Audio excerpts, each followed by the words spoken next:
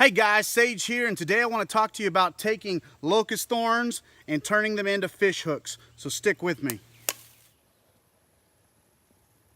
So here's a quick example of what we're going to make today, and this is a elm wrapped locust thorn. Now this is much larger than what you would actually make, but I'm going to make it a little bit larger for demonstration so you guys can have a better visual. So a lot of times though, when people are making these thorn hooks, they'll take a thorn, they'll find one. Let's grab one here if I can not stab myself. And what they'll do is they will end up carving notches in the end and tying it in that notch. But what'll happen is a lot of times those notches, they'll break open from creating a weak spot, and then the fish will take off with the hook. Another option is people will take the thorns and they'll wrap them, the cordage around it, and a lot of times that will slip off.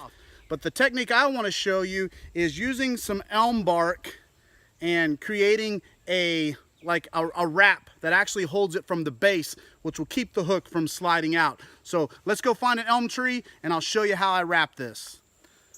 All right, so here we have a slippery elm tree. The little leaves are serrated and they feel like sandpaper. They're very abrasive, and we're going to harvest a little section off of it, strip it for some cordage, and I'll show you how we do our wrap. So I've removed all the excess limbs off of it, and then you just begin pulling the bark away from the end just by slowly pulling your fingernails up under there and peeling the bark back. As you begin to peel it back, you want to try to get it in as long as strips as possible. The longer the strip I can get it, the more durable and the easier it is going to be to make cordage. So the first thing you want to do is you want to begin to process out your cordage by taking your strips, and then I like to separate them, and then I'll take my knife and I'll run them across of it, the back side of it where the outer bark is, removing any of the excess bark. And then what that does is it makes the fibers a lot more pliable and easier to work with. You don't want any hard fibers in this, or once again it'll be extremely tough to work with.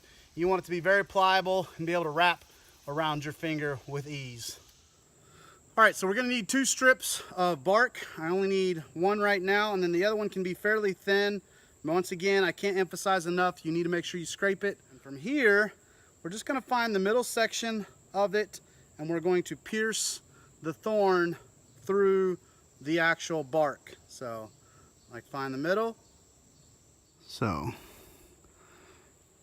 here's the thorn, literally punch it through the middle, and then we're going to wrap the actual thorn itself. What that does is allows the bottom of the thorn to be wrapped so that it has support, so when a fish bites on, it doesn't slide out.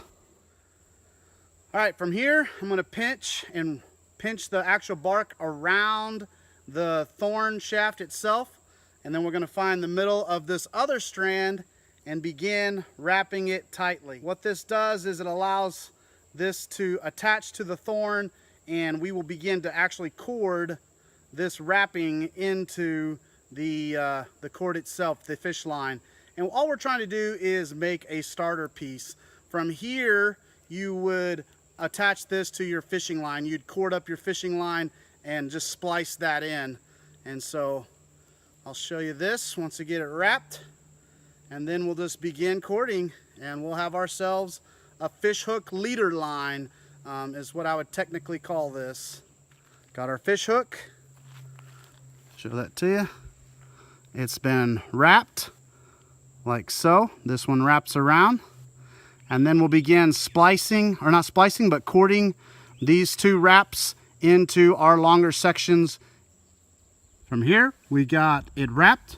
Now we're going to separate the 2 sections, the wrap and the original wrap, and separate them into 2 sections and begin cording those into place. But you're simply twisting the top portion away. So I teach in my classes twist, turn, trap, and torque back. Twist the top bunch, turn it like you're starting a car, trap the bottom section, and torque it back. Twist, turn, trap, torque.